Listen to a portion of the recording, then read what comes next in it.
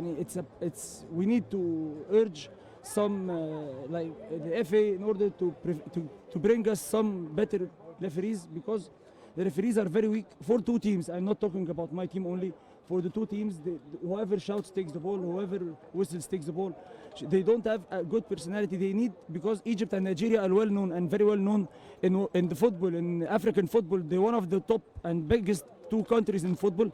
They need to bring some good referees in order to referee such an event. They can't just bring a first-time referee because it's just under 17. No, they need to have better referees in order for the matches to come with a better result for both teams. That's my opinion, but I want to congratulate the Nigerian team today for their performance, and I want to tell them waiting for you in Cairo. Everything is possible. Anything it can happen, like anything. Nothing is impossible in football. All the players turned around many results, and it's not about the result, it's about the performance and showing the world that Egypt has a very good team, a promising team that can compete in under 20 and the first team as well. I just want to say thank you to all my team in Nigeria, the millions of Nigeria, both the ones that comes around to come around and those ones sitting back. Well, there, just let you have a feel of some football from Flamingos there. Welcome here on the show, 360 Sport on Trust TV. I am Adeni Ajishafe. Well, we actually have to be taking a lot of history down the lane, but right now we have a big gun in the studio. We have the Honorable Minister of Youth and Sport Development, Honorable Sunday Dare is here. Good to have you. Thank you very much. And congratulations, yes, congratulations on your award. Absolutely, thank you very much. Okay, let's set the ball rolling as we start with the Commonwealth Games, a big one for Nigeria at Birmingham, where that particular event took place. Team Nigeria, for the first time in the history of Commonwealth Games, they were able to break the genes of always having 11 gold medals, and this time around we have 12 gold medals. All in all, we have 35, and a lot of Nigerians are like, oh, that's a good one. And afterwards, we also saw that the athletes were rewarded instantaneously. And that's a very good one coming from the Federal Minister of Youth and Sport Development. Right now, you are here in the studio. We want to shed more light about the Commonwealth Games. Thank you so much, Trust TV, for having me this morning. You know, the Commonwealth Games in Birmingham, which is the 22nd Commonwealth Games, was record-breaking, record-setting, jinx-breaking. And the data and statistics bear that out. You know, I think most of that is out in the public. 12 gold medals, 35 overall, the best ever performance from Nigeria in 72 years. We also have several Commonwealth Games record broken by most of our athletes, but also we went with the smallest contingent ever and had the largest hall. We went with just 9 sports, and that showed the kind of thinking and work that went into it. But like I said, you know, for that victory, for that superlative performance, you have to thank the athletes. You look at podium performance in 4x100 men. The last time we did that was 27 years ago. The boys did it this time. We've never had a gold in 4x100. 40 years ago, the girls did that in style. Young girls from Oregon, they proved that they were ready. So we've seen the bar raised for our performance. And like I said, it's something that 4 or 5 years ago, that process started. I came in, I plugged into it and tried to improve it. And we've seen what has happened. It's a chain. A lot of factors, a lot of people, a lot of parties played one role or another. But ultimately, the gold and the kudos must go to the athletes who spent a lot of hours training, between 150 to 250 hours, who took time to compete, some of the very bruising competitions, championships, who sacrificed and who went all the way to show true patriotism to Nigeria and to bring gold and victory to our country. Good one there. While we have Toby Amusan right there, the one they call Eva Global, SA Brume, all of them, they did well by winning gold for Nigeria in different categories of sport. In fact, you just have to appreciate the fact that the athlete, like you said, they deserve to be appreciated for what they did. Well, like I said earlier, I mentioned the remuneration. It was instantaneous. And that right now has made a lot of people like, okay, you didn't allow the sweat to actually dry before you settled. Well, you know, that process started a year plus ago. We went to Olympics. At the Olympics, we increased by almost 300% the bonuses of the allowance once you win any medal for our country. And as soon as SA Brume got the bronze, we paid our money, $10,000. We paid to the coaches right there at the Commonwealth. Blessing Oborodudu also won silver, the first ever for this country in wrestling. She was paid right there. In Tokyo, I was right there. We increased their foreign equipment allowance right there in Tokyo from $3,500 to $6,000. So that process began, and we paid everybody their allowances. When they went to Kenya at Nairobi, the junior championships, we also, for the first time, we instituted paying those that win medals for us. We paid $5,000, $2,500, and we paid all of them. Some of it took some time, but in Tokyo, we paid instantaneously. The balance we could not pay because I increased from 100% to 300%. We had to come back home, look at our budget, raise the funds. We've paid. So that process has started about a year plus ago. And we said we're going to keep that tradition. What we simply did, what the federal government did through the Ministry of Youth and Sports in Birmingham was to keep faith with the tradition that started in Tokyo. And that's why we paid them upfront. And as they were winning, they were getting their bonuses, they were getting their allowances. The campaign allowance was 2 weeks that was approved. Just before we left, I approved another extra week, making 3 weeks of camp allowance. We had never given home-based athletes equipment allowance before. We introduced it this time, $500 all of them. Then we'll come back, look at our budget, and see how we can increase it. Foreign-based athletes all got $5,000. So it's a tradition that started a year ago. We're trying to see how we can increase our budgetary allocation. We're trying to make sure that we are upfront in what we have, in what we will do. We get on the same page with the athletes because we can't hide the figures. This is what we have. This is what we'll give you, and we're going to make sure we'll give you in good time. Good one there. We've been talking concerning the Commonwealth Games that happened in Birmingham. The performance of Team Nigeria was outstanding, and now we have the Honorable Minister talking about that. Let's go to the issue that actually started it all: Adopt an Athlete initiative, adopt a facility, stadium, all those. That particular Adopt an Athlete really is paying off concerning Nigerian athletes. Let's look at performance welfare.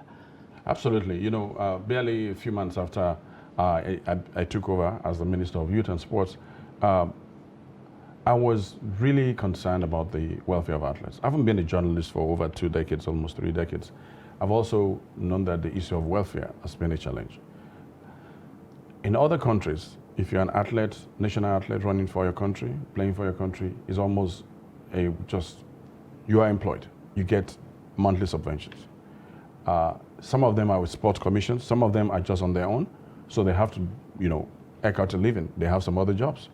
And then they miss out on the number and the quantum of hours they need to train. Let me tell you, before you can attain podium performance, except you have extraordinary abilities, you would need between 200 to 250 hours of training and competition. That's the way it is. So they spend time going to do some other jobs instead of spending time with their coaches, spending time training, spending time going to competitions. So I say welfare is important because they need some money. So we came up with the idea of Athlete Adopt Initiative. And then we had a number of flavors. Those flavors are Adopt an Athlete, Adopt a Facility, Adopt a Sport. And the build up to the Olympics, we saw what happened. We got, at the last count, we got 44 of our athletes adopted. $10,000 to home-based, $20,000 to the foreign-based. Yes. And that was through a public-private partnership and understanding. All of that money came from state governments, organizations, and private individuals. It's never happened before. And we were clear about it. Please use this money as grants for school, use the money for the equipment you need, use the money to pay your coaches, for health insurance, whatever support you need. We make sure that those monies went directly to the athletes. It never came through any other channel. In fact, if you gave us your mother's name, you will not get that money. It has to be in your name so that you're accountable, we're also accountable. We're glad that has paid off. We built in a sustainable model because we want to roll it over. In the next several weeks, we're going to go back to almost all these people that adopted to say, well, we need you to roll it over to another year until we get to France 2024. And, I'm glad that most of them benefited from it. We intend to get at least 84 of them. So that process has begun. I'm glad that the performance at the World Championship in Oregon and that in Birmingham has clearly seen that beyond football, and this country has talents in other sports. And we can, gold is gold anywhere in any sport. And this country can be celebrated through our other sports. When I came in, let me say this. I said, I will not be a minister of football. Unfortunately, football tends to take most of your time. Football is king in this country. People love football. But there's a renewed love for athletics, for basketball, for other sports. That alone for me is satisfaction. Good one there. Well, I was about taking you on that anyway, but we'll still be coming to that. Now, let's talk about para sport. when it comes to para sport, Paralympics, Nigerian para athletes have really done well. In fact, at the Commonwealth Games, they were still able to win some gold medal for Nigeria. At the Paralympics, we saw what they have done. The likes of Oluwafemi Ayo, Folashade, all of them, they've been fantastic. Lucy Ejike. Now, para sport in Nigeria, for the first time in the history of Nigeria, the Federal Ministry of Sports actually organized first para sport festival. Right. It has never happened. Just to give a list of belonging to this side of athletes. Absolutely. Some months back, I decided that we should do an audit and look at our performances at international competitions, all African Games, Commonwealth Games, Olympics, and I wanted to get a sense of the contribution of para sports and the able sports to our medal haulage and the prominence we have enjoyed, and look at where most of our athletes were when it comes to global ranking. And it's amazing the data that came back. The para sports have lifted us for so long. Most of our para power and para, they're just up there in world ranking. And I said, we need to do something. So what we do? We set up for the first time a department of para sports headed by Dr. Nelson. And I said, we need to run with this. And then he came with a proposal. Let's have the first ever para sports. Because there's a Disability Act already, Mr. President Muhammadu Buhari has given attention to the para people, those that have disability. And in furtherance of that, as the Minister of Youth and Sports, we need to pay attention to para sports, just the same way under youth, we'll look for those that fall within that category and make sure that we get opportunities to them. So we organized the first para sport. We didn't have a budget for it. We ran around, we talked to the states, and I was there. I was there with more than 6 ministers for that para sport. I was also lucky at that time, about 6 PDP governors came, they were planning that convention. I took them to the stadium. I said, these are para people from your states, they've never had it. And the testimonies have abounded so much that they said, look, you've given us a sense of pride. And when you look at Olympics now, the most recent, you look at the Commonwealth, the para sports, these para athletes continue to do this country great. Like I said, there's so much ability in their disability. And we continue to support them. Good one there. We've been talking with the Honorable Minister of Youth and Sport Development, highlighting all the activities of the Federal Ministry of Youth and Sport Development. Well, the question I wanted to ask you, you see, football is the beautiful bride. You can't take that away, but we can at least reduce the gap between other sports and football. What is the Federal Ministry of Youth and Sport Development doing to see that the gap is actually closed a bit? Because if attention of 100% is given to football, other sports, they get a lesser amount of money or treatment. Well, I think we've proven that in the last 3 years, because you have seen the attention that has gone to other sports, not just para sports, but you look at basketball is center stage, volleyball is center stage. For the first time, they just hired a foreign coach for our national team, and I give kudos to the president and the federation, the board of volleyball federation. Table tennis is there. We've paid attention to this. I think I've been to more sporting competitions that are non-football than football. Table tennis, I'm going to show up. Wrestling, I'm there. Weightlifting, I show up. And that attention is also supported by the resources we have given to support the federation. Now, it's going to take a while before you can bridge that gap completely. But also don't forget, when it comes to team sports consumes more time, consumes more resources. The budget for football or for basketball team, that budget alone is enough to fund 20 other federations. And that's the way it's going to continue to be. So it's going to take a while, but the focus on football will remain because millions of our people love football. Globally, football is center stage. We can depart from that. But then we know that in the ecosystem of sports, no country ignores other sports because each of those sports can bring glory to your country. And we have seen that demonstrated adroitly from the World Championship in Oregon and what happened in Birmingham. Good one there. Now, let's talk about grassroots sport development. In fact, any nation in the whole world, the bedrock of their performance has to come from the grassroots. In Nigeria, gone are those days, Principal's Cup, all those cups that have normally been played. But right now, Is there any plan? Although we actually saw that the national under-18 basketball that was initiated came on, and looking at the performance of Nigerian team, that's under-17, under-20 at the WAFUB competition in Niger and Ghana, you can take that into consideration that really we are very good when it comes to the KEDA sport. But what are we doing to make sure grassroots sport development in Nigeria gets to that enviable height in Africa and then the world? Well, you know, when you look at the mandate of the ministry when it comes to sports, one of the core areas is that of grassroots sports development. And it's clearly justified. When you look at our glory years in football and other sports, table tennis, it was because attention was paid to grassroots sports development on the part of the federations and on the part of the ministry. That is, you find them, you talent hunt them, and then you take them through the youth ranks. And then they graduate from, you know, under 17, under 20, and then they get to the national team. Now, where did we find the missing link? At some point, we departed from that process. We didn't have an incubator process. We didn't have a mentoring process.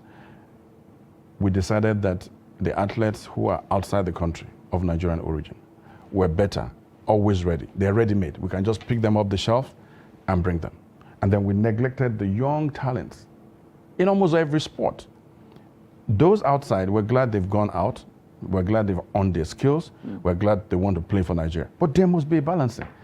The DNA of our football, the DNA of almost all of our sports, is a blend of home-based talents and foreign-based talents. And when we paid attention to that, go to the Western years, go to the years of other sports, you will see that a blend of both home-based and foreign-based talents gave us the right mix that we needed. Now, unless we return to that DNA of our sports, we will continue to struggle. On our part, what have we done? We set up, within the grassroots department, we started a program called the Talent Hunt Program. And we said, look, 8 years is not too early. You read the stories of the Serena sisters. You read the story of the late Kobe Bryant. Several of our sports icons, you read their story. They started at 10, between 8, some at 7, 10, 12. The story cannot be different. That's why I always say, the gold is in the child. Good one, if you want to get gold, you want to get an athlete to give you gold when she's 20 or 21, you start when the person is a kid. And I said the gold is in the child. Unless you invest in the grassroots when they are young, you find them where they are, you talent hunt them, you put them through the process, then you don't expect to get gold. Because other countries that come there, they have a developmental program. And we want to work with the federations. We're going to have an audit and a review of our performance, especially at the Commonwealth, with all the federations, the key federations. We do a review. We look at the good sides. We don't want to say because we've won 12 medals, we've broken the record ever set in some of the 2 years, and relax. So that's going to take place next week. We're going to have an audit. Some things didn't go exactly as we wanted, which is that happens with every sport. So is it governance issue? Is it a coaching issue? We want to x-ray that. And once we have done that and we have a report, we'll bring all the other federation presidents together to say, well, this is what happened. There are lessons to be learned. But more importantly, we're going to do about 2 coaching clinics for our coaches. We saw a gap. I saw a gap in the technical ability and depth of some of our coaches. Because sports, there's sports science, there's esports, there's digital sports, and there's a need to provide them with the latest information. And we're going to bring experts from within the country and outside. The ministry will fund it. It's going to be first a 1-week coaching clinic. For every federation, there's be general coaching clinic. And then we now give money to each federation to bring in experts to help the coaches. Because what is an athlete without a good coach? Because it's what the coach tells the athlete it does. And you see the symbiotic relationship between an athlete and the coach is key. Good one. Good one, Bear. We've been talking concerning all the grassroots sport development in Nigeria with Sunday Dare, Honorable Minister of Youth and Sport Development. Now our time is running, but before you go, I want to ask a question. Actually, it's going to be 2-in-1. Nigerian football. Yes. Yesterday, AGA was held in Lagos and all that, and now we know the election is coming out between that's September 30th. The referees in Nigerian league. Nigerian referees now, a lot of issues that concerns them when it comes to issue of indemnity, and we see that our football, when they go out there to refer games, seems not to be safe. Is there anything Federal Ministry of Youth and Sport Development is actually trying to do with the Nigerian Football Federation, hand in hand, to make sure the referees get a better package? Well, let me respond this way. One of my greatest headaches and worries since I became minister has been the state of our domestic football, the domestic league, from the Premier League down. The question of governance, the governance structure around it is extremely problematic, where an enforcement regime is completely absent. Financial regulations not applied. The rules not hard and fast. Nobody is fastidious about the rules. Calendaring, the calendar is unpredictable. Sponsors have left. And then we keep putting Band-Aid over time. The ministry, on its part, tries to bring to the attention of those administrators in charge of our league and the federation, there's a need to fix this. And there's a need to isolate lack of fund from setting up a proper governance structure. If you set up a proper regime around our football, the rules are hard and fast. It will attract sponsors. No sponsor will bring money to a disorganized and indisciplined football regime. It cannot be different with our country. We see what other countries do. From Egypt, we don't even have to go to EPL. From Egypt, Ghana and other places. You need to get a governance structure in place. People must know that there are rules, and you'll be fastidious about the application of those rules. When you now try to get sponsors to come, why did sponsors leave? We had sponsors before. Yes. Why did they leave? They saw inconsistencies. They saw indiscipline. They saw different standards. And so we keep putting Band-Aid. No sponsor is going to put his money in a leaking basket. And that's why we are where we are right now. And, you know, we've watched for 3 years. I have watched for 3 years. We've had meetings. And the point we are now is the lowest when it comes to our domestic football. And you know it as a journalist. So something is going to give soon. Good one there. Well, finally, just your final take on this NFF election, September 30. Well, you know, like I said, it's the federal government takes a lot of interest in the health of our football, amongst other things. That is not to say that there's no interest in other aspects, but the shop I've been given to take care of is that of sports and youth, of which football is quite big. And you know, it surprises me when people say government is interfering. And I keep saying it, there was first a country, Nigeria, before any federation. Okay? The legitimacy any federation has is drawn from a sovereign country. Without Nigeria backing you up, you cannot enter for a World Cup. You must be on the basis of a country. Yes. So any government that is responsible will be interested in what's happening around its football or any other sports for that matter. And I've been able to walk that fine line. People don't understand. They said the ministry, no, we understand our powers and we will not be silenced. We will not be blackmailed. We will not be distracted. We've seen a range of that, but we keep our eye at the tip of the spear. You look at the story of athletics, you look at the story of basketball. What I've been dealing with is issues that in the last 10 years, people have simply decided to turn these federations into farmlands. They are government institutions, funded by government, powered by the integrity and sovereignty of a country, Nigeria. I'm defending an institution, I'm defending the sovereignty of this country. Because when you go out there, you sing the national anthem. You stand under the flag of Nigeria. You take billions of naira from us, appropriated by the National Assembly, under the law of this country. And you tell us, Mr. President cannot give directives, the Minister of Sports cannot talk. You can try that in other countries. But we know that we can walk the fine line. We know that there's a difference between going in and trying to run it day by day, which we will never do. But we will not stop from saying we're providing guidance. We've noticed there's a rupture here. We'll call your attention to it. You need to do this. And let me say this. The health of any of our sports is in the hands of the administrator. because the positions they hold it in trust. But government and ministers have a responsibility to make sure that when these people forget that what the position they are holding in trust, they must be accountable for it and their responsibilities. Government will not shy away from bringing that to their notice. As a minister, I love sports, but we will never be blackmailed about somebody's going to ban us. No, countries have been banned. It's happened so many times before, but we'll make sure that the right thing is done because we want sports to develop in our country. Good one there. We've been talking with Sunday Dare, Honorable Minister of Youth and Sport Development. He's been enlightening Nigerian sport. Good one. A wonderful opportunity to have you in the studio. Trust TV. Thank you, Trust TV. And at least it actually matching with the fact that we're celebrating a year anniversary. Oh, the Trust TV? Yes. Wonderful, wonderful. You know, somehow I don't know how I got subscribed to it. Don't also forget I spent a year here working with, I came from the US under a special program with the Night Fellowship Program. And I spent a year in Trust here. I came from the US to help improve the skills, reportorial skills, investigative skills of the journalists here. So Trust TV, congratulations, 1 year. Keep doing responsible journalism. Good one there. I am Adeni Ajushafe. Thanks for watching.